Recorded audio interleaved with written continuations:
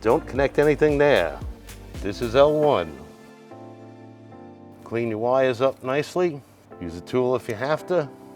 Trim your ends up nicely.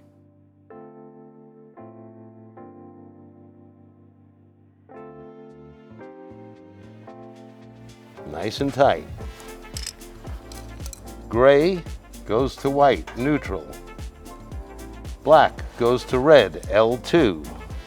Then go back after the wire is compressed a little and crank it as hard as you can.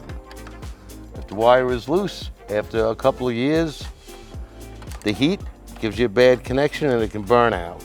Green goes to the green, but I recommend putting an eyelet, crimping an eyelet on and make sure that's good and tight. Ground wire is the most important.